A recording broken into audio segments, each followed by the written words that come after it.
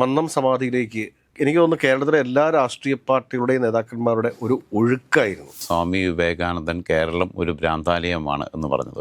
കേരളം ഇപ്പം ഭ്രാന്താലയം തന്നെയാണ് എന്നതാണ് അതിൻ്റെ ഏറ്റവും വലിയ സത്യം എന്നുള്ളത്. സമുദായ നേതാക്കളെ സൂചിപ്പിക്കുക എന്നൊരവസ്ഥയിലേക്കാണ് കേരളത്തിലെ രാഷ്ട്രീയ പാർട്ടികൾ ഒക്കെ പോയിക്കൊണ്ടിരിക്കുന്നത്. മന്നത്ത് പത്മനാഭനോട് ആത്മബന്ധമുള്ള, അദ്ദേഹത്തെ ഇപ്പോഴും മനസ്സിൽ ഇഷ്ടപ്പെടുന്ന നായർ സമുദായത്തിൻ്റെ ആളുകളല്ല അവിടെ പങ്കെടുത്തവരിൽ കൂടുതലും എന്നുള്ളതാണ് രസം. ഈ സമുദായാംഗങ്ങളുടെ പിന്തുണയില്ലെങ്കിൽ വിജയിക്കില്ല എന്നുള്ളൊരു തോന്നൽ നമ്മുടെ രാഷ്ട്രീയ നേതാക്കന്മാരുടെ മനസ്സിലുണ്ടാവാൻ കാരണം എന്താണെന്ന് ചിന്തിച്ചിട്ടുണ്ടോ? രാഷ്ട്രീയ നേതാക്കന്മാർക്ക് വിവരമില്ലാത്തതുകൊണ്ട് മതജാതി സമുദായങ്ങളുടെ പേരിലുള്ള നേതാക്കന്മാർ അവർ രാഷ്ട്രീയത്തിൽ അനാവശ്യമായിട്ട് ഇടപെടുന്നതും രാഷ്ട്രീയ നേതാക്കന്മാർ ഇത്തരം സംവിധാനങ്ങൾക്കൊക്കെ അനാവശ്യമായിട്ട് ഇടപെടുന്നതും രണ്ടും ഒരുപാട് തെറ്റാണെന്ന് വിശ്വസിക്കുന്ന ഒരാളാണ് ഞാൻ. ഇവരാരും യഥാർത്ഥത്തിൽ സമുദായ സ്നേഹമുള്ളവരല്ല.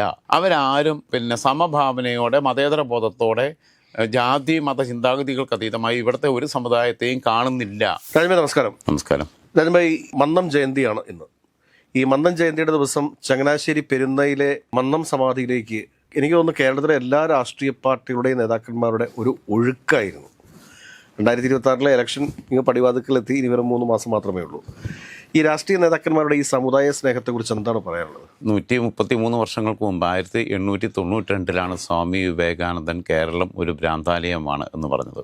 കേരളം ഇപ്പം ഭ്രാന്താലയം തന്നെയാണ് എന്നതാണ് അതിൻ്റെ ഏറ്റവും വലിയ സത്യം എന്നുള്ളത്. കാരണം 133 വർഷങ്ങൾക്ക് ഇപ്പുറവും സമുദായ നേതാക്കളെ സൂചിപ്പിക്കുക എന്നൊരവസ്ഥയിലേക്കാണ് കേരളത്തിലെ രാഷ്ട്രീയ പാർട്ടികൾ ഒക്കെ പോയിക്കൊണ്ടിരിക്കുന്നത്. കേരളീയ പൊതുസമൂഹത്തിൻ്റെ ചിന്താധാരയിൽ നിന്ന് വിഭിന്നമായൊരു വഴിയിലൂടെയാണ് ഇവിടുത്തെ എല്ലാ രാഷ്ട്രീയ പ്രസ്ഥാനങ്ങളും സഞ്ചരിക്കുന്നതെന്നുള്ളതിൻ്റെ സമീപകാല തെളിവാണ്. മന്നത്ത് പത്മനാഭനെ മാറ്റി നിർത്താം. മന്നത്ത് പത്മനാഭനെ 2 തരത്തിലാണ് കാണുന്നത്. ഒന്ന്, സാമൂഹിക പരിഷ്കർത്താവ് എന്ന രീതിയിൽ സ്വന്തം സമുദായത്തിൻ്റെ ഉന്നമനത്തിന് വേണ്ടി പ്രവർത്തിച്ച നായർ സമുദായത്തിൻ്റെ അഭിവൃദ്ധിക്ക് വേണ്ടി പ്രവർത്തിച്ചൊരു വ്യക്തി എന്ന രീതിയിലാണ് ഒരർത്ഥത്തിൽ കാണേണ്ടത്. മറ്റൊരർത്ഥത്തിൽ സാമൂഹിക പരിഷ്കർത്താവായി കാണുന്നവർ ഉണ്ട്. എന്നാൽ മന്നത്ത് പത്മനാഭൻ ഇവിടുത്തെ അധസ്ഥിത വിഭാഗങ്ങളുടെ ശത്രുവായിരുന്നു എന്നാണ് കമ്മ്യൂണിസ്റ്റ് പാർട്ടികൾ കണ്ടിട്ടുള്ളത്. എല്ലാ കാലത്തും അങ്ങനെ തന്നെ കണ്ടിട്ടുള്ളത്. കാരണം അക്കാലത്തെ ക്രിസ്ത്യൻ സഭാ നേതൃത്വവും അതേപോലെ തന്നെ ക്രിസ്ത്യൻ ജന്മി വിഭാഗങ്ങളും നായർ ജന്മിമാരും കൂടെ ചേർന്നിട്ടുള്ള ഒരു വിമോചന സമരമാണ് EMS സർക്കാരിനെ താഴെ വീഴ്ത്തിയത് എന്ന് തന്നെയാണ്. അതിനകത്ത് ചരിത്രപരമായിട്ടുള്ള വസ്തുതകളുമുണ്ട്. അതൊക്കെ മാറ്റി നിർത്താം. ഓരോ കാലഘട്ടത്തിലും ഓരോന്നും സംഭവിച്ചിട്ടുണ്ടാവും. മന്നത്ത് പത്മനാഭനും കേരളത്തിൽ അതിൻ്റേതായ സംഭാവനകൾ നൽകിയിട്ടുണ്ട്. ശ്രീനാരായണ ഗുരു വലിയൊരു ഫോർമേഷൻ നേതൃത്വം കൊടുത്തിട്ടുള്ള ആളാണ്. യഥാർത്ഥ സാമൂഹിക പരിഷ്കർത്താക്കൾ ആരൊക്കെയാണെന്ന് വെച്ചാൽ ഒരാൾ ശ്രീനാരായണ ഗുരുവാണ്. അത് കഴിഞ്ഞിട്ടാണ് നമ്മൾ EMSനെ ഇവരെയൊക്കെ പറയുമ്പം അദ്ദേഹം ഇളക്കിയിട്ട മണ്ണിലൂടെയാണ് ബാക്കിയുള്ളവർ നടന്നു വന്നതെന്നുള്ളത് പറയാം. പക്ഷേ നാരായണ ഗുരുവിൻ്റെ പേരിലുള്ള SNDP ഇന്നെങ്ങനെയാണ് പോകുന്നതെന്നുള്ളതും CPMൻ്റെ നേതാക്കന്മാർ SNDPയുടെ സമുദായ നേതാവായിട്ടുള്ള വെള്ളാപ്പള്ളി നടേശനെ ദൈവമായി കണ്ട് വാഴ്ത്തുന്നില്ല എന്ന് മാത്രമേ ഉള്ളൂ. ഇല്ലാന്നുണ്ടെങ്കിൽ വിപ്ലവഗാനങ്ങളൊക്കെ മാറ്റിവെച്ച് വെള്ളാപ്പള്ളി സിന്ദാബാദ് എന്ന് പറഞ്ഞ് മുദ്രാവാക്യം വിളിക്കാൻ വരാൻ മടിക്കത്തില്ല. AKG സെൻറ്ററിൻ്റെ പേര് മാറ്റിയിട്ട് വെള്ളാപ്പള്ളി സെൻറ്റർ എന്ന് വെള്ളാപ്പള്ളിയുടെ കാലശേഷമെങ്കിലും പേര് മാറ്റാനുള്ള സാധ്യത ഞാൻ കാണുന്നു. തിരിച്ച് ഇന്ദിരാഭവൻ്റെ പേര് മാറ്റിയിട്ട് അത് സുകുമാരൻ നായർ സ്മാരക മന്ദിരമാക്കി മാറ്റാനും സുകുമാരൻ നായർ ഭവനാക്കി മാറ്റാനുള്ള സാധ്യതയും കാണുന്നു. ഇത് ഇവിടെ മാത്രം നിൽക്കുന്നൊരു വിഷയമല്ല. എന്തായിരുന്നാലും കേരളത്തിലെ എല്ലാ രാഷ്ട്രീയ പാർട്ടി നേതാക്കന്മാരുടെയും, അതായത് ഇത് മന്നത്ത് പത്മനാഭനോട് ആത്മബന്ധമുള്ള, അദ്ദേഹത്തെ ഇപ്പോഴും മനസ്സിൽ ഇഷ്ടപ്പെടുന്ന നായർ സമുദായത്തിൻ്റെ ആളുകളല്ല അവിടെ പങ്കെടുത്തവരിൽ കൂടുതലും എന്നുള്ളതാണ് രസം. അവർക്ക് അങ്ങോട്ട് അടുക്കാൻ വയ്യ. കസേര മുഴുവൻ നിറഞ്ഞു കവിഞ്ഞിരിക്കുന്നത് കേരളത്തിലെ വിവിധ രാഷ്ട്രീയ പാർട്ടി നേതാക്കന്മാരാണ്. അവരവരുടെ പ്രസൻസ് അറിയിക്കുകയാണ്. അത് ഇവർ തന്നെ ഒരു വശത്ത് രഹസ്യമായി കുറ്റം പറയുന്ന, പെരുന്നാൾ പോപ്പെന്ന് വിളിച്ച് ആശ്ചര്യപ്പിക്കുന്ന, അവരെ ഒന്ന് സൂചിപ്പിക്കാനും ഞങ്ങൾ നിങ്ങളുടെ കൂടെ ഉണ്ടെന്ന് ബോധ്യപ്പെടുത്താനുണ്ട്. അതിൽ 3 മുഖ്യധാര പാർട്ടികളും മുന്നണികളും ഒന്നും മോശമില്ല എന്നുള്ളതാണ് യാഥാർത്ഥ്യം. തൊട്ടപ്പുറത്ത് 2 ദിവസം മുമ്പാണ് നമ്മൾ വെള്ളാപ്പള്ളി നടേശനെ പുകഴ്ത്തിക്കൊണ്ട് നടക്കുന്നു, 1-ാം നമ്പർ കാറിൽ കൊണ്ടു നടക്കുന്നു ഒക്കെ നമ്മൾ കണ്ടത്. പോകാതിരുന്ന ഒരാളുണ്ടെന്ന്, അത് VD സതീശനാണ് ഏറ്റവും ശ്രദ്ധിക്കേണ്ട. അതായത് കോൺഗ്രസിൻ്റെ ഭാഗത്തു നിന്ന്, ഇടതുപക്ഷത്തിൻ്റെ ഭാഗത്തു നിന്ന് പലരും പോകാതിരുന്നിട്ടുണ്ട്. ഇടതുപക്ഷത്തിൻ്റെ ഭാഗത്തു നിന്നും ഒരുപാട് വൃത്തികേടുകൾ ഉണ്ടായിട്ടുണ്ട്. ഇപ്പോൾ 1-ാം നമ്പർ കാറിൽ പിണറായി കയറ്റിക്കൊണ്ടുപോയത് മാത്രമൊന്നുമല്ല വിമർശനത്തിന് വിധേയമാവേണ്ടത്. അദ്ദേഹത്തിൻ്റെ സപ്തതിക്ക് തലയിൽ കിരീടം ചാർത്തി കൊടുക്കുകയായിരുന്നു. മഹാരാജാവല്ലേ, കിരീടം ചാർത്തി കൊടുത്ത തോമസ് ഐസക് വരെ ഉണ്ടായിരുന്നു കൂടെ. അപ്പോൾ അങ്ങനെയൊക്കെ പോയിട്ടുള്ള എല്ലാ വൃത്തികേടുകൾക്കും ഇവന്മാരാരും മോശമില്ല. അത് BJPക്കാരനും കോൺഗ്രസ്സുകാരനും മുസ്ലിം ലീഗുകാരനും CPMകാരനും മോശമില്ല എന്ന് ഓരോ ഘട്ടത്തിലും തെളിയിച്ചുകൊണ്ടിരിക്കുക. ഇവർ തിണ്ണനിറങ്ങാൻ പോവുമല്ലോ, കാന്തപുരത്തിൻ്റെ അടുത്തും പോവുമല്ലോ, സമസ്തക്കാരടുത്ത് പോവുമല്ലോ തിണ്ണനിറങ്ങാൻ, ഇവർ കാര്യത്തങ്ങളെടുത്ത് പോവുമല്ലോ തിണ്ണനിറങ്ങാൻ. ഇവരിവിടെയുള്ള സിദ്ധന്മാരെടുത്ത് പോകുമല്ലോ, അമൃതാനന്ദമയിലെടുത്ത് പോകുമല്ലോ. എല്ലാ പാർട്ടിക്കാരും എന്ന് പറഞ്ഞു കഴിഞ്ഞാൽ BJP അവർക്ക് താല്പര്യമുള്ള കേന്ദ്രങ്ങൾ, CPM അവർക്ക് താല്പര്യമുള്ള കേന്ദ്രങ്ങൾ, ലീഗ് അവർക്ക് താല്പര്യമുള്ള കേന്ദ്രങ്ങൾ. ലീഗ് കാന്തപുരത്തിനടുത്ത് പോകത്തില്ല, CPM കാന്തപുരത്തിനടുത്ത് പോകും, BJP അവർക്ക് പറ്റുന്ന ആൾക്കാരെടുത്ത് പോകും എന്നുള്ള സ്ഥിതിയാണ് കേരളത്തിലാകെയുള്ളത്. വേണ്ട, ഇവിടെ ബിഷപ്പുമാരെ തിന്നിറങ്ങാൻ പോകുമല്ലോ.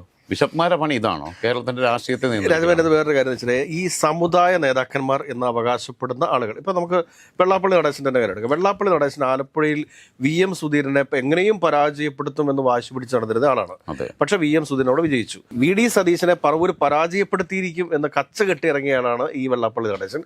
പക്ഷെ കഴിഞ്ഞ 4 പ്രാവശ്യമായിട്ട് തുടർച്ചയായിട്ട് പറവൂരിൽ നിന്ന് ഭൂരിപക്ഷം വർദ്ധിപ്പിച്ച് വിജയിക്കുന്നതും VD സതീശനാണ്. ഇതേപോലെ സുകുമാരൻ നായരും ചിലരെ തോപ്പിക്കുമെന്ന് പറഞ്ഞായിരുന്നു, അതും വേണ്ടത്ര വിജയിച്ചിട്ടില്ല. പിന്നെ താക്കോൽ സ്ഥാനമൊക്കെ ചോദിച്ച് മേടിക്കാൻ പറ്റി എന്നുള്ളതേ ഉള്ളൂ.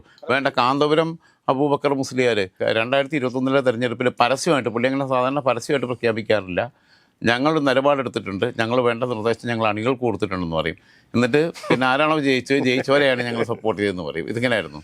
അതേസമയം പിന്നെ മുസ്ലിം ലീഗ് നേതാവ് നല്ലൊരു വോട്ട് ബാങ്ക് ഉണ്ട്. വോട്ട് ബാങ്ക് ഉണ്ടെങ്കിൽ അത് തെളിയിക്കാൻ കഴിയണം. Vote bank Mannarkkad MLA N ഷംസുദ്ദീനെതിരെ പരസ്യമായി 2021 പറഞ്ഞു ഷംസുദ്ദീനെ തോപ്പിക്കാൻ ആഹ്വാനം ചെയ്തേ.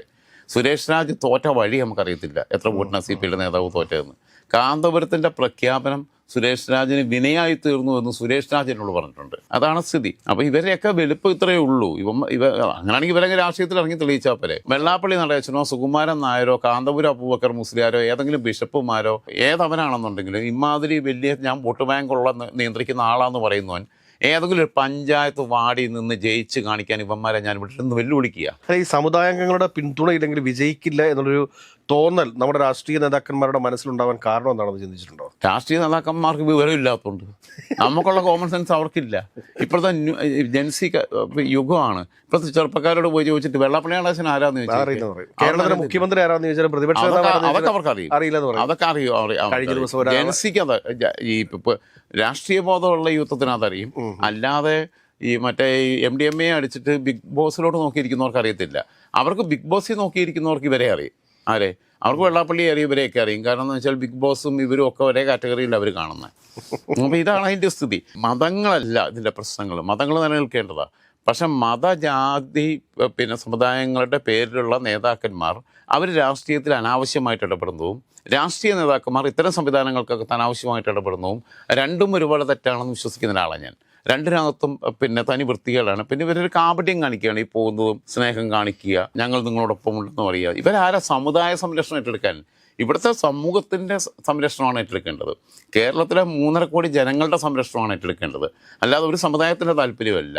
ജനതാല്പര്യം എന്താണോ അത് സംരക്ഷിക്കുക എന്നുള്ളതാണ് ഓരോ രാഷ്ട്രീയ പാർട്ടിയുടെയും അവരിൽ അർപ്പിതമായിട്ടുള്ള ഉത്തരവാദിത്വം. അതിലാരും മോശമില്ല. അപ്പം ഞാൻ പറഞ്ഞുതരാം, ഇവിടെ പിന്നെ കുംഭമേള നടത്തുമ്പം അതിൽ പങ്കാളിയാവാൻ സോണിയാഗാന്ധി വരെ പോയിട്ടുണ്ട്. BJPക്കാർ പോയത് നമുക്ക് മനസ്സിലാക്കാം, സോണിയാഗാന്ധി വരെ പോയിട്ടുണ്ട്. അപ്പം ഇങ്ങനെയുള്ള കാലത്താണ് നമ്മൾ ജീവിക്കുന്നത് എന്നുള്ളതാണ്. അതേപോലെ തന്നെ എൻ്റെ അഭിപ്രായത്തിൽ ഈ സമുദായങ്ങളെ സൂചിപ്പിക്കാനുള്ള പരിപാടിയുണ്ട്. ഈ മുഖ്യമന്ത്രിയുടെ വകയും പ്രതിപക്ഷ നേതാവിൻ്റെ വകയും ഓണത്തിന് സദ്യ, ക്രിസ്മസിന് വിരുന്നൊരുക്കുന്നു. ഇഫ്താർ പാർട്ടി ആരുടെ പൈസയ്ക്കാണ് നടത്തുന്നത്? ഇവന്മാരെ പോക്കറ്റിൽ നിന്ന് എടുത്തിട്ട് പിണറായി വിജയൻ്റെയും VD സതീഷിൻ്റെ പോക്കറ്റിൽ നിന്ന് എടുത്തിട്ടാണോ ഈ 3 പരിപാടി നടത്തുന്നത്? പിന്നെ ഇവിടെ സാധാരണക്കാരൻ ഗവർണറും സദ്യ ഒരുക്കാറുണ്ട്. ഇവിടെ സാധാരണക്കാരനായ മനുഷ്യൻ്റെ പൈസയും കൂടിയാത്. ഇവിടുത്തെ പാവപ്പെട്ട മനുഷ്യൻ വെറും ഉരുളക്കിഴങ്ങ് സാമ്പാർ ഉണ്ടാക്കിയിട്ട് ഓണം ഒരുക്കുന്നവരുണ്ട്. അല്ലെങ്കിൽ അവരെയാണ് വിളിച്ച് ആദരിക്കേണ്ടത്. ഇവിടുത്തെ ഏറ്റവും വലിയ 5 സ്റ്റാർ ഹോട്ടലിൽ പോയിട്ട് നല്ല ഒന്നാന്തരം സദ്യ കഴിക്കാൻ പറ്റുന്നവരെ ഇഫ്താർ പാർട്ടിക്ക് വിളിക്കുക. എന്നിട്ട് അവർക്ക് മട്ടനും പിന്നെ ജീവിതത്തിൽ മട്ടൻ കഴിക്കാത്ത മനുഷ്യർ ഇപ്പോഴും നമ്മുടെ നാട്ടിലുണ്ടെന്നേ. അങ്ങനെയുണ്ട്. അത് CBI ആലോചിക്കണം. സാധാരണക്കാരനായ മനുഷ്യൻ അവൻ 60 വയസ്സിലോ 70 വയസ്സിലോ മരിച്ചു പോകുമ്പം ജീവിതത്തിൽ ഒരു പ്രാവശ്യം പോലും ഒരു കഷ്ണം മട്ടൻ അവൻ കഴിച്ചിട്ടുണ്ടാവാതെ മരിച്ചു പോകുന്ന എത്രയോ മനുഷ്യരിവിടെ ഉണ്ട്. അതാലോചിക്കണ്ടേ?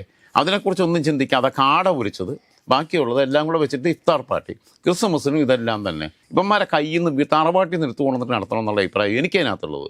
അല്ലാതെ സർക്കാരിൻ്റെ പൊതു ഖജനാവിൽ നിന്ന് എടുത്തിട്ട് ഇത്തരം പാർട്ടികൾ നടത്താൻ ഏത് മുഖ്യമന്ത്രി വന്നാലും ഏത് പാർട്ടിക്കാരനായാലും ഏത് പ്രതിപക്ഷ നേതാവ് വന്നാലും ഏത് പാർട്ടി ഭരിച്ചാലും ഏത് പാർട്ടി പ്രതിപക്ഷത്തിരുന്നാലും അനുവദിക്കരുതെന്നുള്ള അഭിപ്രായം എനിക്ക് അതിനകത്തുള്ളത്. ഇതൊക്കെ വലിയ സാമൂഹിക വിഷയമാണ്. നമ്മളെ തെരുവിൻ്റെ മക്കളുണ്ട്, അല്ലെങ്കിൽ ഏതെങ്കിലും അനാഥാലയങ്ങളുണ്ട്, ഇവർക്ക് അവിടെ പോയിട്ട് സെലിബ്രേറ്റ് ചെയ്തുകൂടെ? ഈ ഓട്ടിസമൊക്കെ ബാധിച്ച കുഞ്ഞുങ്ങളെ സംരക്ഷിക്കുന്ന കേന്ദ്രങ്ങളുണ്ട്, ആ കുഞ്ഞുങ്ങൾക്ക് ഒരു സന്തോഷമാകത്തില്ല അവർക്കിത് ആരാണെന്ന് മനസ്സിലായിട്ടില്ലെങ്കിൽ പോലും.